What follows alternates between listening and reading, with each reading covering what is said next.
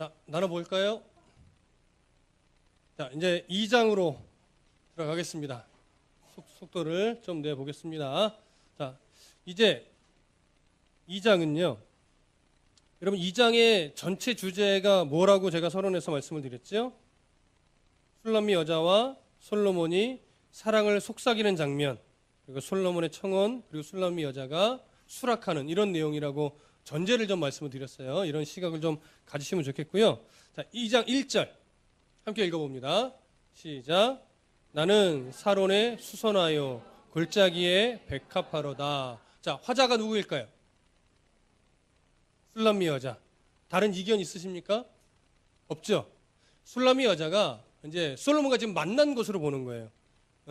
솔로몬과 만난 슐람미 여자가 솔로몬에게 자기에 대해서 이제 이야기를 하는데 뭐라고 말하냐면 나는 사론에 수선하여 나는 골짜기에 백합하다 이렇게 얘기해요.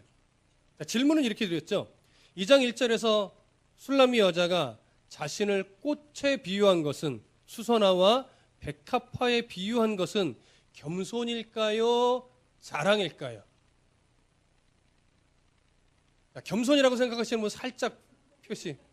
이건 겸손이다. 살짝 내리시고 이건 좀 자랑에 가깝다. 자, 그러면 우리 겸손이라고 생각하신 지훈이 겸손이라고 생각했죠. 자, 지훈이는 왜 겸손이라고 생각했어요?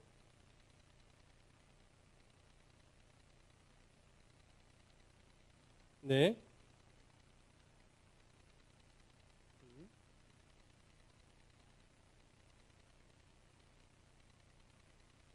이때 당시에는 네. 오. 근거가 나름 네. 네. 네네. 오케이. 그럼 교만이라고, 그러니까 자랑이라고 생각했다라고 손을 들었던 우리 새롬 아닌데 맞나요? 새롬 좀 해.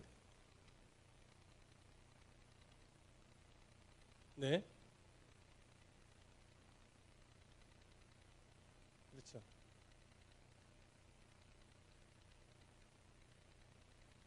음, 음. 아, 그럴 수도 있죠. 근데 이제 솔로몬 앞이니까 사실은 좀 자랑이라고 보기보다는 지훈이가 잘 본 것 같아요. 여기서 말하는 샤론의 수선화와요 골짜기 백합화는 흔한 꽃을 말하는 거예요. 그래서 사론이라는 게 사론 광야를 말해요. 사론 광야에 허다하게 피어 있는 그런 수선화. 또 골짜기라고 하는 것은 성경에 말한 이 중동 지역의 골짜기는 우리나라 골짜기와 다릅니다. 우리나라는 V자 형태의 골짜기라서 골짜기로 내려가면 거기가 좁잖아요. 불편하고. 근데 이스라엘 지역의 골짜기는 U자 형태예요. U자 형태라서 이 골짜기 아래로 내려가면 거의 평야지대라서 전투가 거기서 많이 일어나요. 그러니까 골짜기라고 표현하면 뭐 전투를 못할 만한 이런 골짜기가 아니라 오히려 평야지대와 같은 골짜기예요. 그러니까 그런 골짜기에 허다하게 피어 있는 백합화를 말합니다. 그러니까 결국 슐람미 여자는 자기를 향해서 뭐라고 말하는 거예요? 나는 재배된 화려한 꽃이 아니라 골짜기나 광야의 야생화처럼 피어 있는 그저 평범한 여자입니다. 이렇게 겸손히 자기를 고백하는 거죠. 자, 그러면 이제 2절로 넘어가 볼까요? 2절 제가 읽어드릴게요. 여자들 중에 내 사랑은 가시나무 가운데 백합화 같도다. 화자가 누구일까요? 그래서 슐람미 여인의 이 겸손한 말을 듣고 솔로몬이 화답하는 거예요. 그러면 여자들 중에 내 사랑은 가시나무 가운데 백합화 같도다. 질문은 이렇게 드렸어요. 가시나무는 누구를 의미할까요? 가시나무가 누군지를 설명하셔도 되고 2절의 의미를 풀어서 설명해 보셔도 돼요. 혹시 해보실 수 있으신 분? 해보실 분? 우리 안영재 전도님 한번 여쭤볼까요? 안영재 전도님은 아직 안 읽어봤거든요, 교재를. 어떻게 생각하십니까? 가시나무는 누구를 의미할까요?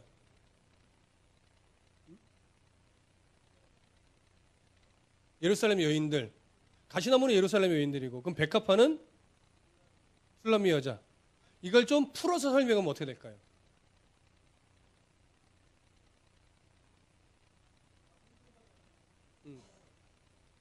그런 의미도 되겠죠. 예. 그걸 조금 더 고급스럽게 표현하면 아니 저급하다는 건 아니고 조금 더 고급스럽게 표현하면 네 안익 집사님 네.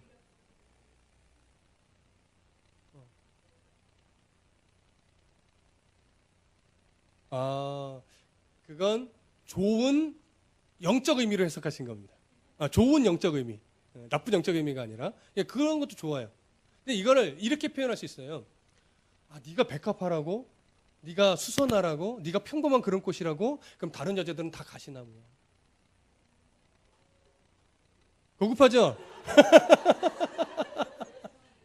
이해되시죠? 그래, 너 백합화야. 그러면 다른 여자는 다 가시나무. 하나님이 우리를 이렇게 봐요. 우리를 향한 하나님의 시선이 이렇습니다. 이해되시죠? 뭔가 하나 한 것 같은 뿌듯함이 들죠, 왜? 자, 이런 의미로 솔로몬은 술람미 여자의 겸손한 고백을 받았습니다. 자, 그리고 이제 솔로몬의 이 말을 이제 술람미 여자가 다시 받습니다. 화자를 또 이야기해 버렸네. 자, 3절부터 6절까지 다 같이 읽어볼게요. 3절부터 6절 시작. 남자들 중에 나의 사랑하는 자는 숲풀 가운데 사과나무 같구나. 내가 그 그늘에 앉아서 심히 기뻐하였고 그 열매는 내 입에 달았도다.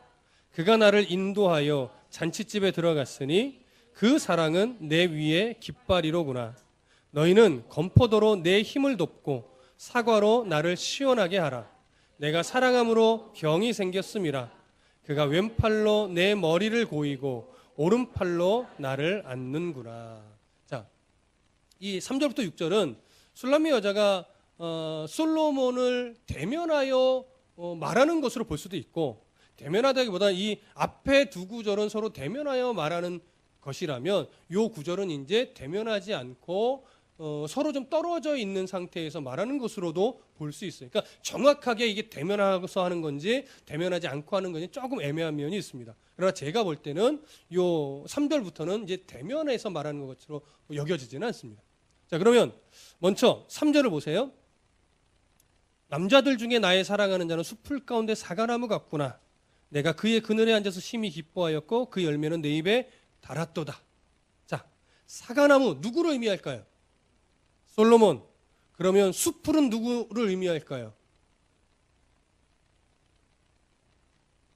다른 남자. 지훈이가 너무 툭 던졌는데 그게 정답이었는데 너무 툭 던졌어. 응? 남자요 이랬어요 이제. 자, 그러면 아까 제 식으로 표현하면 어떻게 될까요? 제가 했던 식으로 표현하면 모든 남자는 숲풀이고 당신만 사과나무입니다. 근데 이거는요 또 하나 의미가 있어요. 뒤에 이렇게 말하죠. 내가 그 그늘에 앉아 심히 기뻐하였고 그 열매는 내 입에 달도다. 이 세상에 수많은 남자들이 있지만 내게 이런 달콤함과 유익을 주는 사람은 바로 사과나무 같은 당신 한 사람밖에 없습니다. 다른 사람들은, 다른 남자들은 다 내게 그런 유익을 주지 못하는 숲풀과도 같습니다. 여러분, 우리가 하나님을 향해서 이런 마음을 가지셔야 됩니다.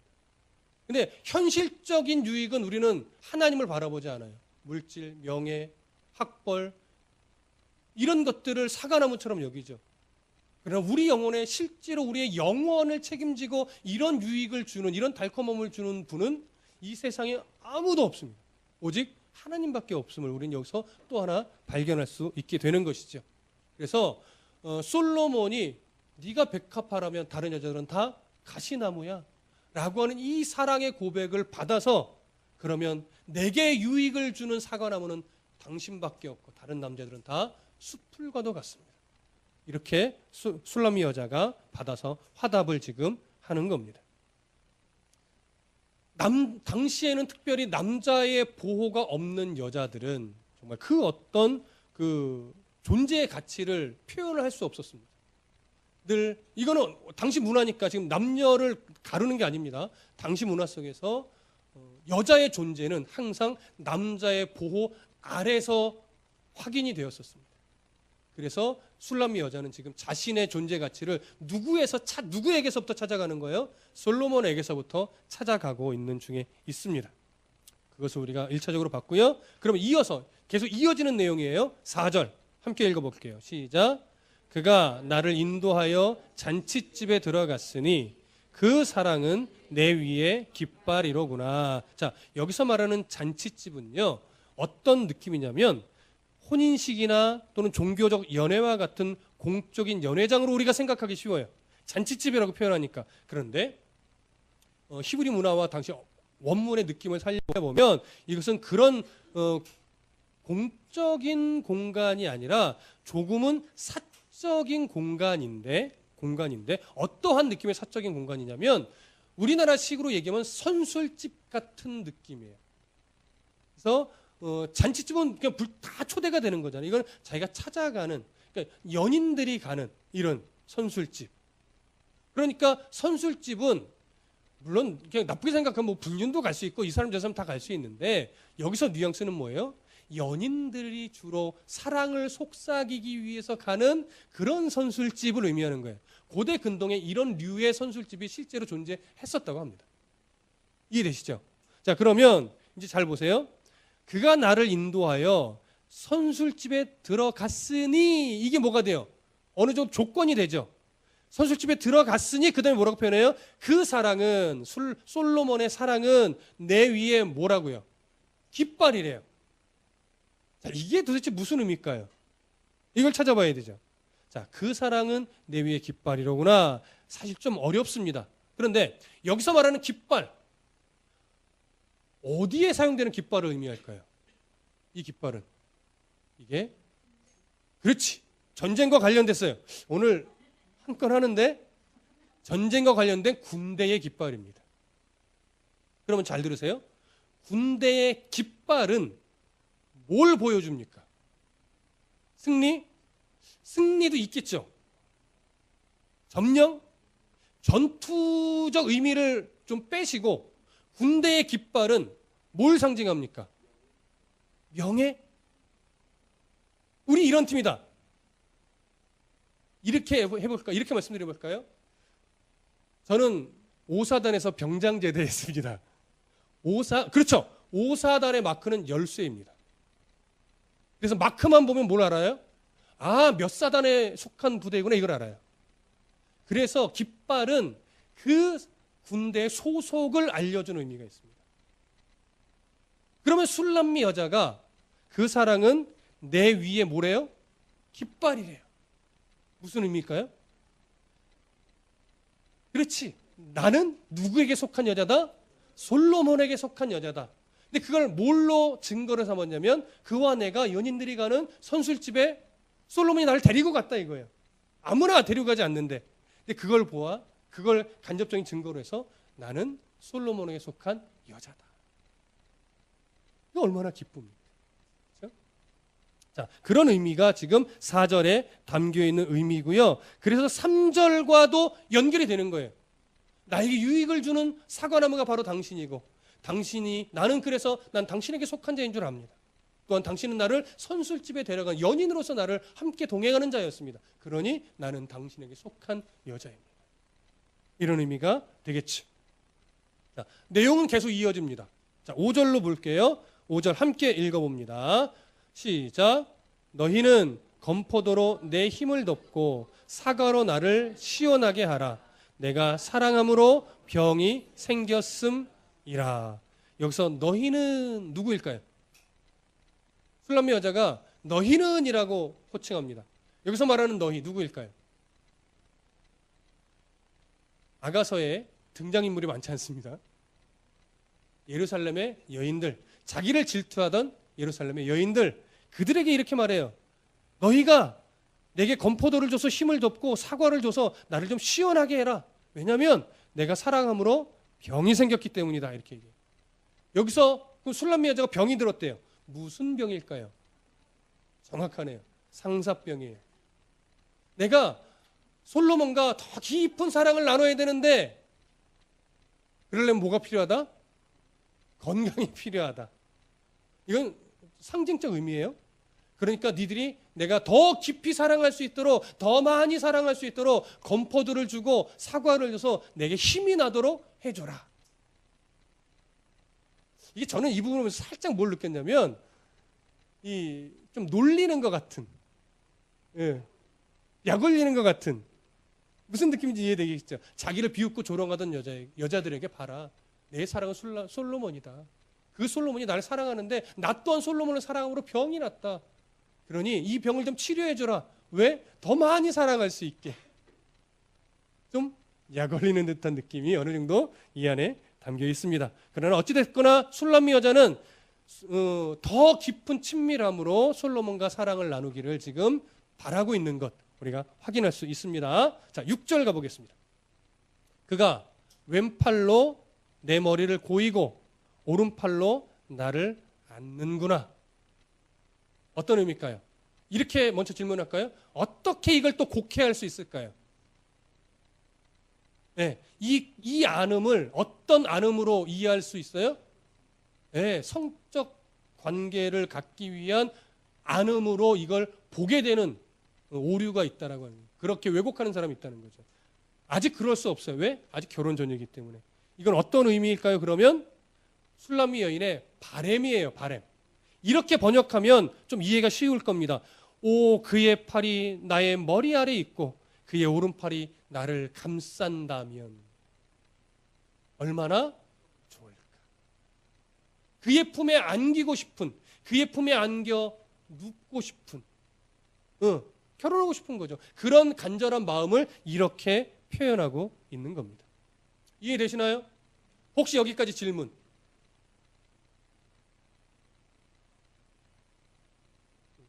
박근 집사님 오셨는데 눈도 못 마주치고 지금 있으신 듯 없으신 듯. 집사님 잘 오셨습니다. 자, 7절부터 9절까지 우리 함께 다 같이 이제 읽어보겠습니다. 읽으시면서 화자가 누구인지 한번 찾아봐 보십시오. 시작. 예루살렘 딸들아, 내가 노루와 들사슴을 두고 너희에게 부탁한다. 내 사랑이 원하기 전에는 흔들지 말고 깨우지 말지니라. 내 사랑하는 자의 목소리로구나. 보라, 그가 산에서 달리고 작은 산을 빨리 넘어오는구나. 내 사랑하는 자는 노루와도 같고 어린 사슴과도 같아서 우리 벽 뒤에 서서 창으로 들여다보며 창살 틈으로 엿보는구나. 자, 누가? 화자는 일단 누구일까요? 누구요? 술람미 여자. 이건 뭐 거의 드러나죠. 술람미 여자예요. 그러면 누구에게 말하는 걸까요? 예루살렘의 여인들. 역시나 여기에 살짝 어떤 느낌이 좀 있을까요? 자만 좀 많이 같다. 조금은 약 올리는 느낌을 조금 찾을 수 있어요. 네. 원고에는 이런 내용은 없습니다. 그러나 우리가 읽어보다 보니까 그런 느낌이 좀 있는 것처럼 여겨집니다. 그래서 술람미 여자가 예루살렘의 딸들에게 지금 이야기를 하는데, 그러면 술람미 여자가 예루살렘의 딸들에게 어떤 내용으로 지금 이야기를 하는지 한 구절 한 구절 살펴보시죠. 자, 7절 제가 읽어드리겠습니다. 예루살렘 딸들아, 내가 노루와 들사슴을 두고 너희에게 부탁한다. 내 사랑이 원하기 전에는 흔들지 말고 깨우지 말지니라. 여기서 노루와 들사슴을 두고 맹세해요. 그렇죠? 노루와 들사슴을 두고 너희에게 부탁한다. 이건 노루와 들사슴을 두고 맹세하듯이 이야기를 하는 거거든요. 노루와 들사슴이 왜 등장했을까요? 여기서 노루와 들사슴. 이 부분 되게 어려운 부분입니다. 노루와 들사슴이 여기서 굳이 등장할 이유가 뭔지 찾기가 참 어려워요. 그래서 여러 견해들을 제가 아무리 봐도 선택하기가 참 어려웠습니다. 그래서 어쩔 수 없이 가장 그래도 수긍할 수 있는 견해를 하나 제가 제시를 할게요. 그게 뭐냐면 분명히 이거는 시적 표현이에요. 맹세를 하는 것을 시적 표현으로 지금 맹세 형식을 빌려서 시적 표현하는 건데, 노루, 그 다음에 들사슴, 이걸 히브리 말로 보면 어떤 발음과 유사하냐면, 노루는 만군의 여호와라고 하는 히브리 말과 발음상 비슷합니다. 그리고 들사슴은 엘샤다이라고 하는 하나님의 이름과 발음상 비슷합니다. 그래서 학자들이 어떤 견해를 이야기하냐면, 보통 우리가 맹세할 때는 누구의 이름으로 맹세해요? 신들의 이름으로 맹세합니다. 이건 이방들도 마찬가지예요. 이방 사람들도 신들의 이름으로 맹세를 하는데, 이 맹세 형식을 빌려오기는 하는데, 유대인들 중에는 특히 이스라엘은 어떤 강박관념이 있냐면 신의 이름을 대놓고 부르는 걸 되게 꺼려했습니다. 그래서 신의 이름을 대놓고 부르진 않고 비슷하게 발음이 나는 노루와 그 다음에 이 들사슴을 시적 표현으로 여기다 써서 언어 유의적 느낌을 가지고 맹세 형식을 집어넣은 것으로 이렇게 여겨져요. 그나마 그게 제가 동의할 수 있는 하나의 견해였습니다. 그래서 다른 견해가 맞을 수도 있지만 일단 오늘은 이 정도의 견해가 일단은 적당하겠다라고 보시면 좋을 것 같아요. 그래서 언어 유희를 사용했지만 신들의 이름으로 맹세하듯이 지금 표현을 하는 겁니다. 그래서 노루와 들사슴을 두고 너희에게 맹세하듯 내가 부탁한다. 이렇게 되죠. 이거 부탁하는 내용이 뭔지 봐야 되겠죠. 내 사랑이 원하기 전에는 흔들지 말고 깨우지 말라. 이게 무슨 의미인지 이제 찾아야 돼요. 어떤 의미예요, 권사님? 네? 회방하지 말아라. 그런 의미가 분명히 있을 거예요. 근데 회방하지 말라라고 하는 의미가 있기는 한데 그건 조금 뒤에 있어요. 여기서는 제가 앞에서 그런 표현을 했죠. 약간 뭐 하는 느낌? 예루살렘 여인들에게 약간 약 올리는 느낌이 있는 듯하다고 제가 말씀드렸죠. 그걸 좀 염두에 두시면 좋아요. 내 사랑이 원하기 전에는 흔들지 말고 깨우지 말지니라. 어렵죠? 이거는요, 이런 겁니다. 쉽게 얘기하면 내 솔로몬의 안에 있는 이 사랑을 자극시키지 말아줘라. 그러니까 다분히 이건 무슨 요소가 좀 다분히 있냐면, 내 사랑이 솔로몬이 날 사랑하고 있는데 이 사랑이 아직 결혼 전에 성적으로 이렇게 발전되도록 그 사람을 일깨우고 자극시키지 말아라. 왜냐하면 우리는 아직 사랑하는 관계이지 결혼까지 안 갔다. 그러니까 너희들이 이 솔로몬의 이 사랑을 자극시켜서 일깨우지 말아라. 아직 우리는 무슨 사랑을 하고 있다? 순수한 사랑을 하고 있다. 그러면 잘 보세요. 술람미 여자는 이미 이 예루살렘 여인들에게 뭘 강조하는 거예요? 자기와 솔로몬 사이는 연인으로서 결혼을 바라보고 사랑하고 있는 사이다. 그래서 아직 우리는 육체적인 관계를 논하지 않는다. 우리는 아주 지극히 아름다운 사랑을 하고 있다. 근데 그 사랑을 권사님 말씀대로 방해하지 말라, 이런 의미도 있고, 그 사랑을 일부러 너 자극해서 깨우지 마. 이미 우리는 충분히 아름다운 사랑을 하고 있어. 라고 하는 의미. 또 성적으로도 일깨우지 마. 우리는 아직 그런 사랑이 아니야. 아름다운, 순결한, 정절을 지키는, 절제함이 있는 그런 사랑을 나누고 있다. 라고 하는 의미로 우리가 볼 수 있습니다. 그래서 술람미 여자는 그런 순결한 사랑을 혼인할 때까지 지켜가기를 가고 있다는 사실을 이렇게 표현하면서 드러내고 있는 겁니다. 그러니 정경의 이 질서와 원리를 지켜가요, 안 지켜가요? 지켜가요. 사랑에 있어서 절제된 사랑이 지금 표현되고 있는 겁니다.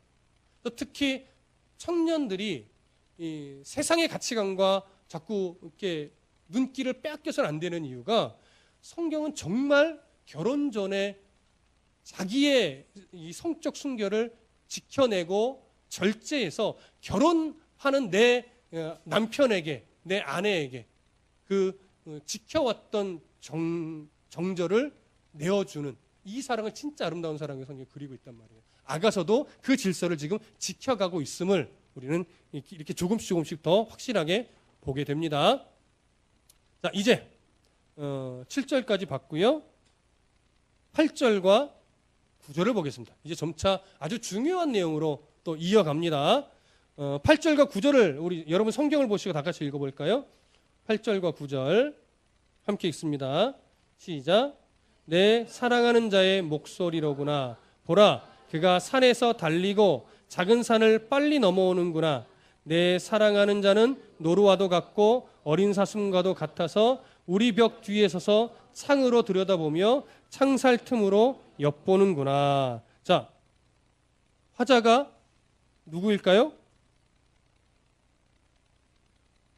화자가 이미 앞에서 얘기했죠, 우리가. 화자는 술람미 여자입니다. 술람미 여자. 그러면 8절에 보시면 술람미 여자가 이렇게 말해요. 산을 빨리 넘어오는 자가 누구며? 내 사랑하는 자의 목소리로구나. 보라, 그가 산에서 달리고 작은 산을 빨리 넘어오는구나. 자, 이렇게 얘기합니다. 그러면 술람미 여자가 지금 예루살렘 여인들에게 이 말을 해주는 건데, 여기서 산을 넘어서 빨리 오는 자는 누구예요? 솔로몬이에요. 그럼 이제 한 가지 생각할 거. 산을 넘어 빨리 달려오고 있는 이유가 뭘까요? 뭐 하려고요? 그렇죠. 솔로몬이 지금 청혼을 하기 위해서 빨리 넘어 달려오고 있다라고 술람미 여자가 이야기를 하는 거예요. 그래서 약 올리는 뉘앙스가 은근히 이 밑에 깔려 있다라고 보는 거죠. 산을 달리고 언덕을 빨리 넘어서 솔로몬이 아주 즐겁게 청혼을 하러 오고 있구나. 술람미 여자의 마음이 지금 이 얘기를 할 때 마음이 어떨까요? 매우 설레이겠죠. 정말 빨리 오기를 기다리고 있겠죠. 그러면서 그 마음이 이제 9절로 이어지는데, 내 사랑하는 자는 노루와도 같고 어린 사슴과도 같아서 우리 벽 뒤에 서서 창으로 들여다보며 창살 틈으로 엿보는구나. 이렇게 얘기를 합니다. 자, 문제의 단어 하나가 좀 오타가 났는데, 2장 9절에서 화자가 사랑하는 자를, 그러니까 술람미 여자가 사랑하는 자 솔로몬을 노루와 어린 사람이 아니라 사슴으로 표현한 이유는 무엇일까요? 이렇게 했는데, 이 부분은 그리 뭐 어렵지 않습니다. 빨리 오기를 바라는 마음이에요. 누구처럼? 노루와 어린 사슴이 아주 경쾌하게 또 빨리 뛰어오는 것처럼 지금 솔로몬이 빨리 왔으면 좋겠다라고 하는 거죠. 즐거운 발걸음으로. 그래서 빨리 와서 나에게 청혼을 해줬으면 너무 좋겠다, 이런 바람을 표현한 겁니다.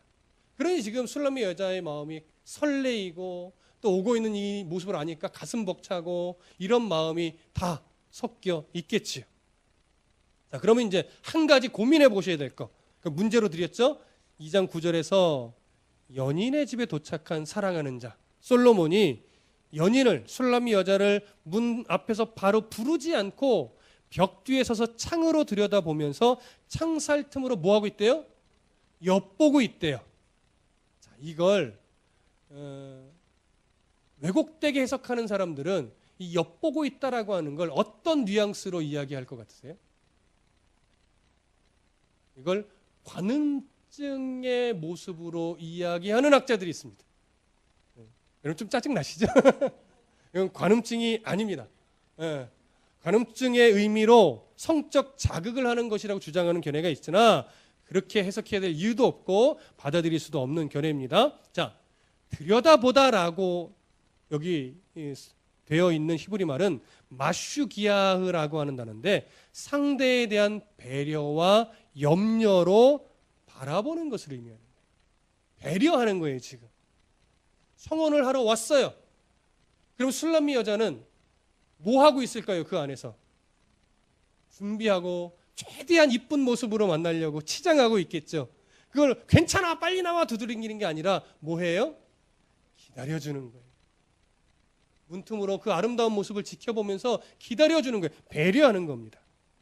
놀랍게 시편 33편 14절에 보면요, 곧 그가 거하시는 곳에서 세상의 모든 거민들을 굽어 살피시는도다. 하나님의 깊은 이 사랑을 표현한 건데, 여기 굽어 살피시는도다가 바라보다는 이 아가서의 단어와 동일한 단어를 씁니다. 하나님이 우리를 이렇게 배려하시고 바라보시고 굽어 살피시는 느낌이 이 안에 동일하게 우리가 동일한 의미가 있다라고 바라볼 수 있는 거죠. 그래서 이 땅의 백성을 사랑으로 살피시는 하나님의 돌보심, 그것처럼 술람미 여자를 술람미 여자가 준비할 수 있도록 솔로몬도 배려하며 지금 문 앞에서 문 두들기지 않고 기다리고 있는 겁니다.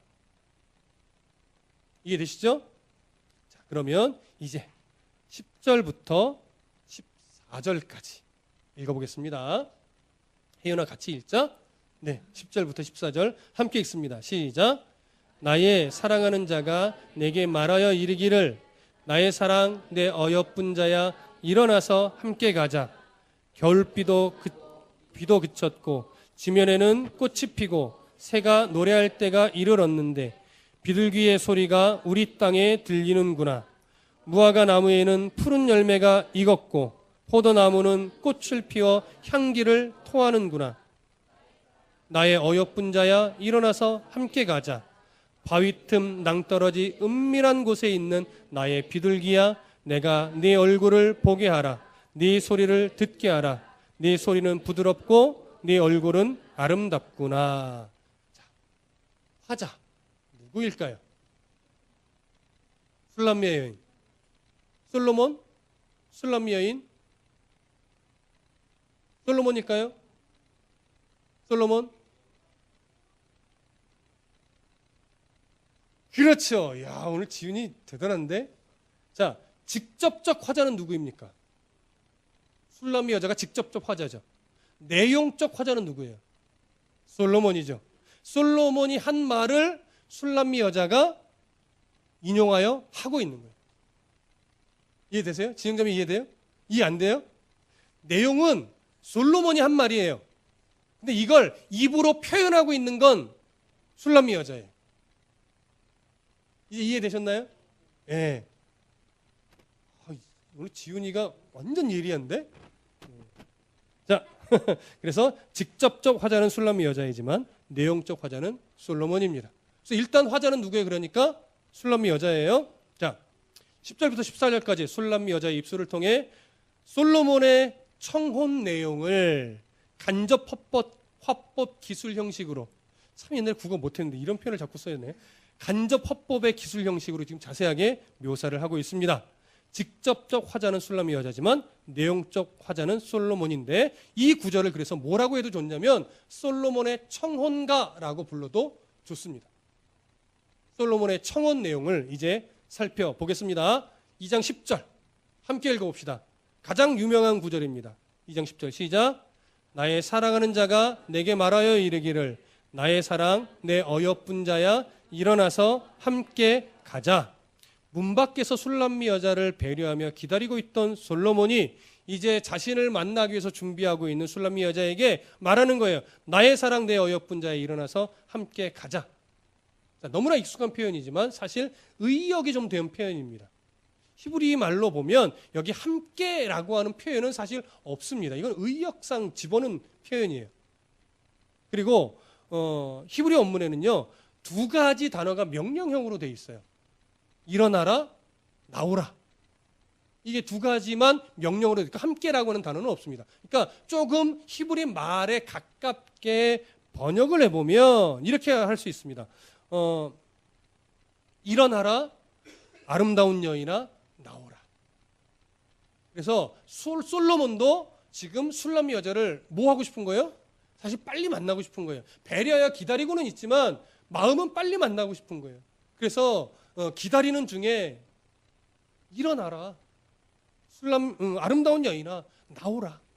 이건 솔로몬의 간절한 마음이죠. 그걸 이제 술람미 여자가 대신 표현을 한 겁니다. 술람미 여자가 솔로몬의 청혼을 이렇게 표현한 것은 술람미 여자 또한 남자의 청혼을 이렇게 간절하게 기다려왔기 때문에 솔로몬의 이 말을 명령형으로 강하게 또 표현한 것이기도 합니다. 자, 이해되시죠? 자, 드디어 이제 청혼을 위해서 나오라고 이야기를 했습니다. 11절과 12절 함께 읽어보겠습니다. 시작. 겨울도 지나고 비도 그쳤고 지면에는 꽃이 피고 새가 노래할 때가 이르렀는데 비둘기의 소리가 우리 땅에 들리는구나. 자, 11절에 보시면 겨울도 지나고 비도 그쳤고라고 표현하고 있습니다. 이게 어떤 의미일까요? 단순하게 겨울이 지나갔다라고 하는 시간적 흐름을 의미할까요? 그렇지 않을 겁니다. 만나서 사랑을 속삭이고 여러 사람들이 야, 너 말이나 되냐? 네 피부를 봐라. 네 행색을 봐라.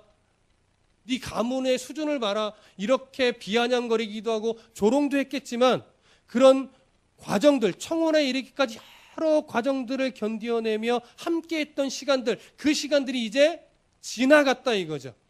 그래서 드디어 청혼하는 날이 왔다 이거죠. 그래서 겨울도 지나고 비도 그쳤다라고 하는 겁니다.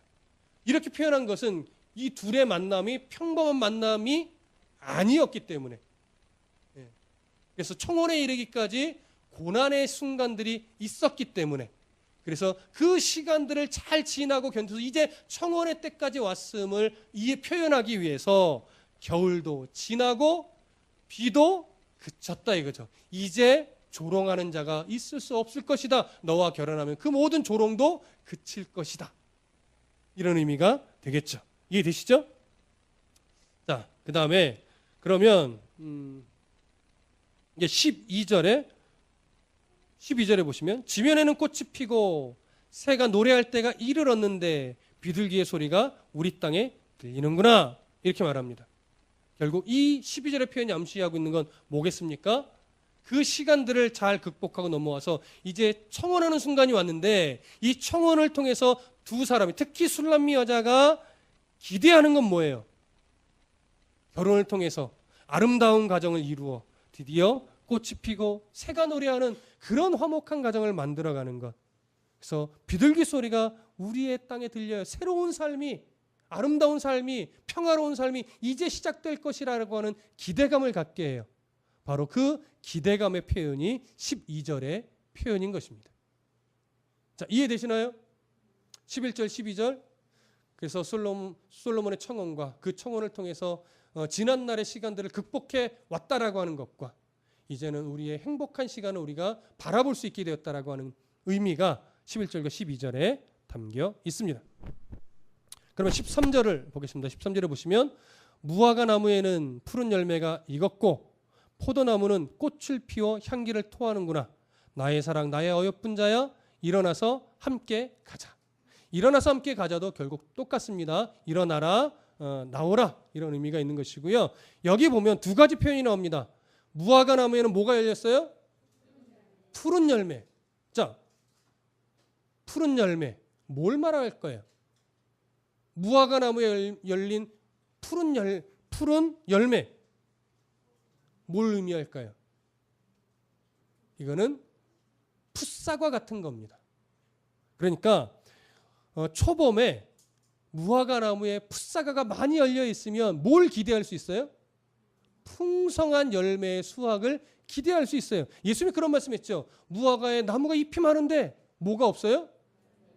열매라고 되어 있지 않고 아마 풋사과, 풋열매 이게 하나도 없다라고 그런 뉘앙스로 되어 있을 겁니다. 그러니까 초봄에 잎사귀가 무성하다면 풋사과들이 많이 열려 있어야 돼요. 그래야 추수할 때 많은 열매를 거두니까.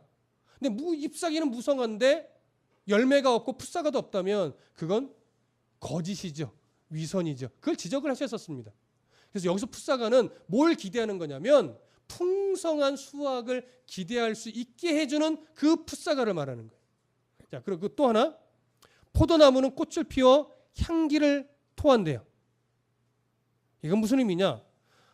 봄에 포도나무의 꽃봉우리는요, 여름에 맺힐 포도 송이를 예견하게 한대요.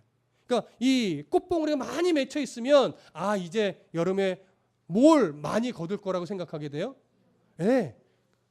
풍성한 포도송이를 거둘 것을 기대하게 한대요. 그러니까 포도송이가 없으면, 많이 안 열렸으면 기대를 못하는 거죠. 근데 솔로몬은 뭐라고 여기서는 참 13절에 뭐라고 얘기합니까? 무화과 나무에는 푸른 열매가 익었고 포도나무는 꽃을 피워 향기를 토하는구나. 그러니까 결국 술라미엘의 입을 통해서 말한 거지만 솔로몬이 뭐라고 말하는 거예요? 이제 우리의 사랑은 뭐만 남았다? 풍성한 열매를 거두는 것만 남았다. 결국 결혼해서 아름다운 가정을 이뤄서 정말 행복한 가정을 꾸리자. 이런 의미가 되는 거겠지. 그러면서 솔로몬은 봄에 생명력이 움트고 있는 이 모습으로 그 풍성한 화목한 날을 기대하면서 표현을 합니다. 솔로몬의 간절한 이 청혼의 목소리, 청혼을 기다렸던 술람미 여자의 간절한 마음도 이 청혼가 안에 고스란히 담겨 있다라고 말할 수 있지요.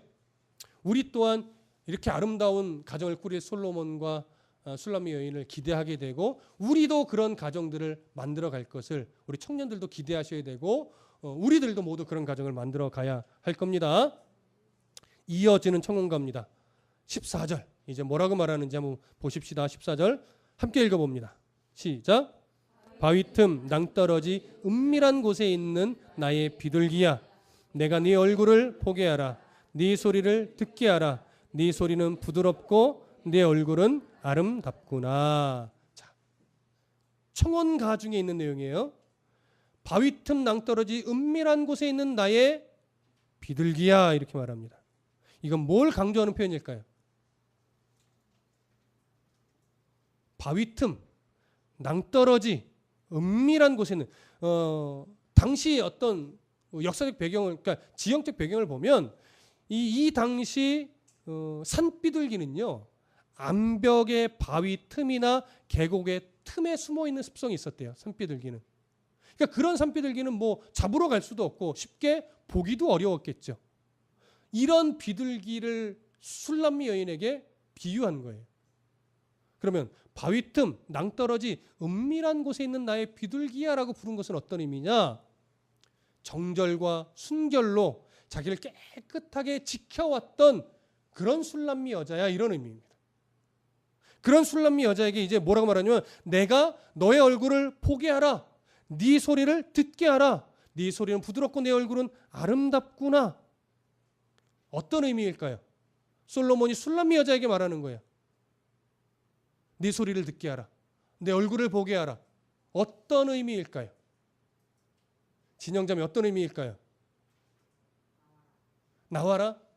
이 상황이 지금 어떤 상황이에요? 솔로몬이 술람미 여인에게 청혼을 하는 의미, 청혼하고 있는 내용이에요. 그 중에 네 얼굴을 보게 하래요. 네 소리를 듣게 하래요. 나의 청혼을 받아들여줘라. 이해되시죠?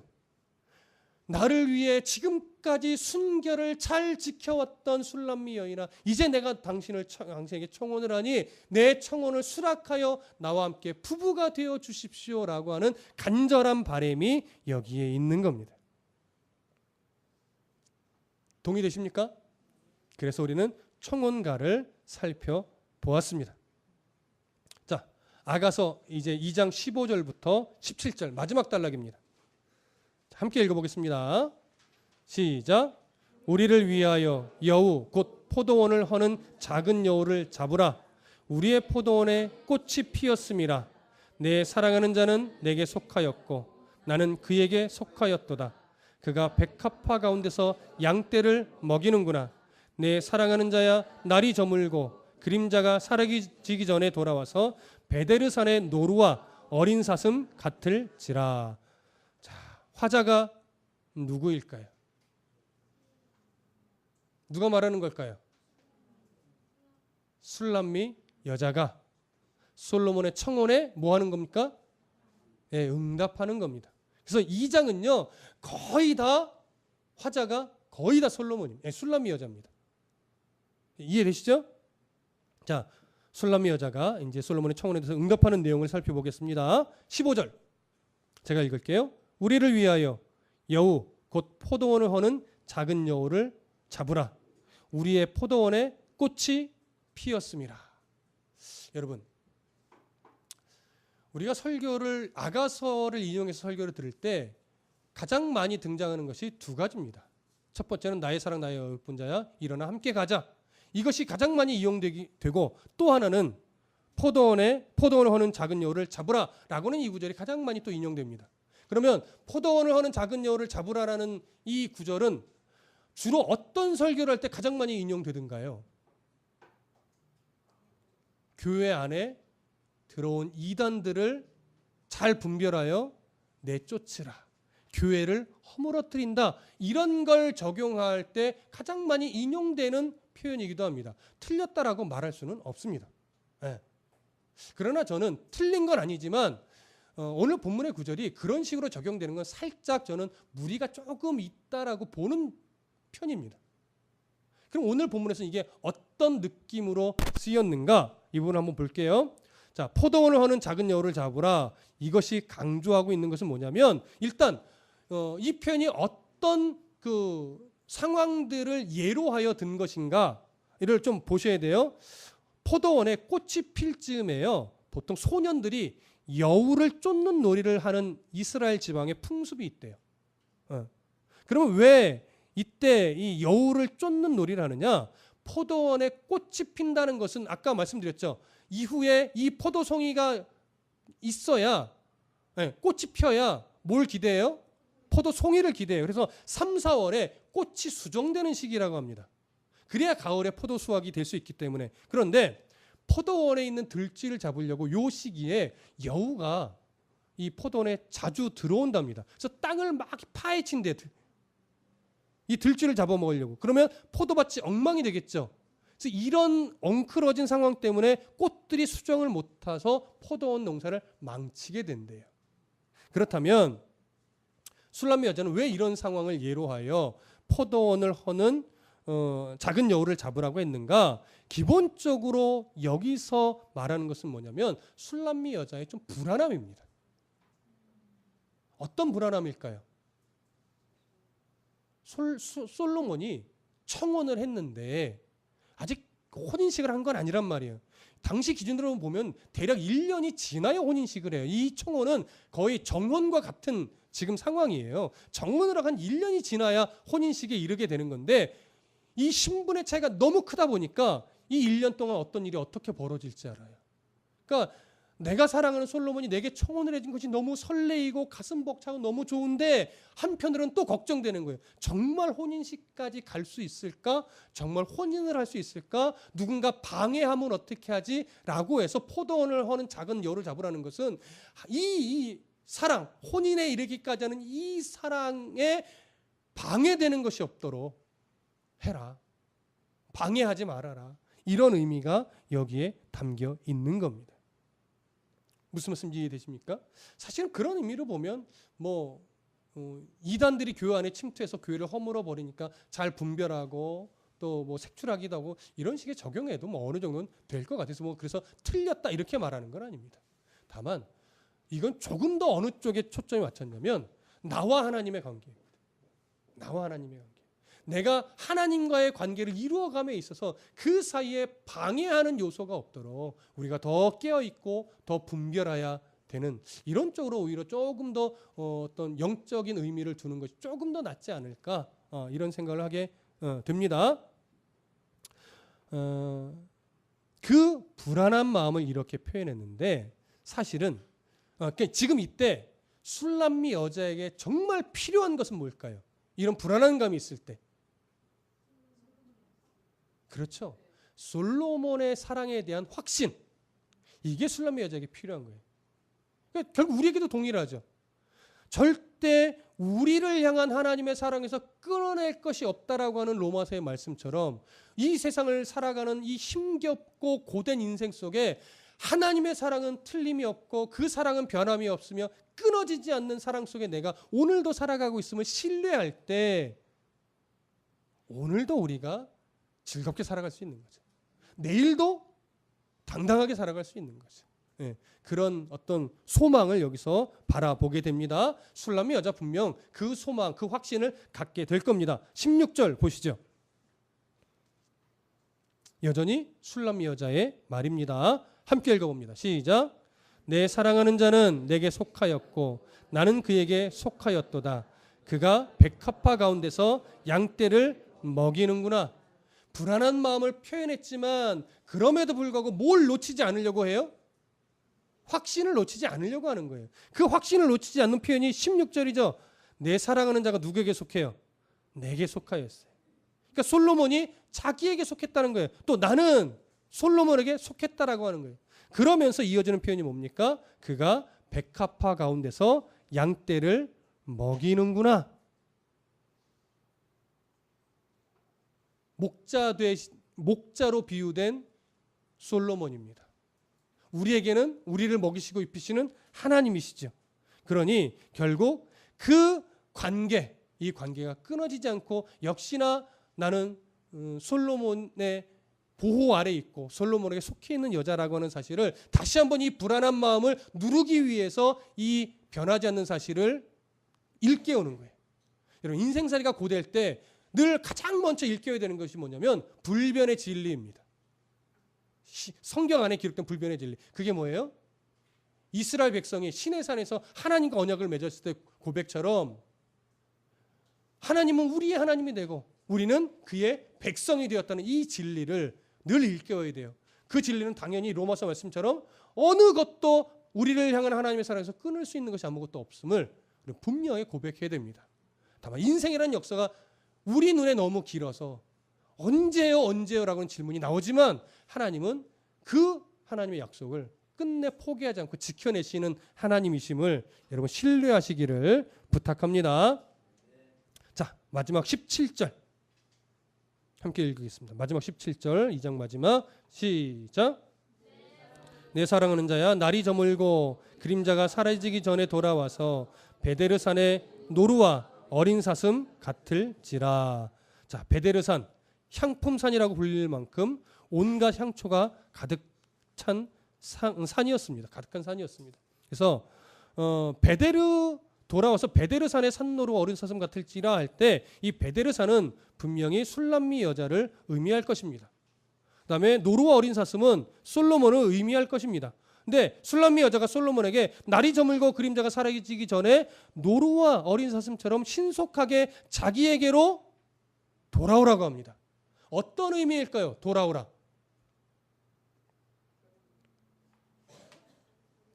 날이 저물기 전에 그림자가 지기 전에 속히 나에게 돌아오래요.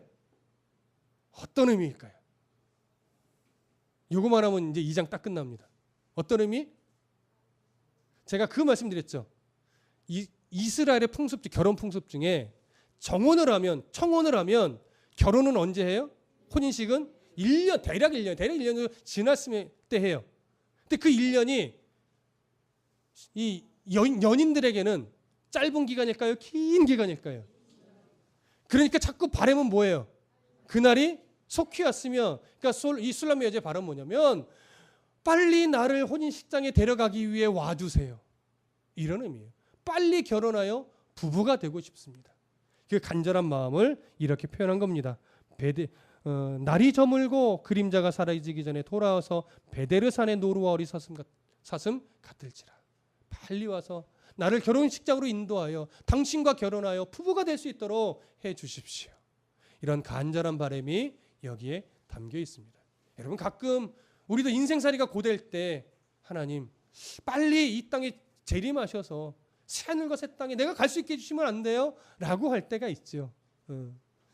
그렇게 우리가 그런 마음을 풀 때도 있지만 사실은 그건 뭐 우리 뜻대로 되는 것은 아니고 하나님의 때가 되면 결국 우리를 그 하나님의 나라로 새하늘과 새 땅에 데려가실 텐데 우리의 바람은 그거죠. 빨리 오셨으면, 빨리 오셔서 그 가장 행복한 영원한 삶을 우리가 하나님과 함께 누릴 수 있었으면, 그래서 친밀한 사랑이 있었어요. 영원한 삶으로 외쳐도 우리가 찬양했던 것처럼 참 하나님과 함께하는 그날, 오늘 우리도 술람미 여인과 같은 마음으로 고대하고 있습니다. 아멘이신가요? 2장 이렇게 마치겠습니다. 수고하셨습니다. 질문 있으십니까?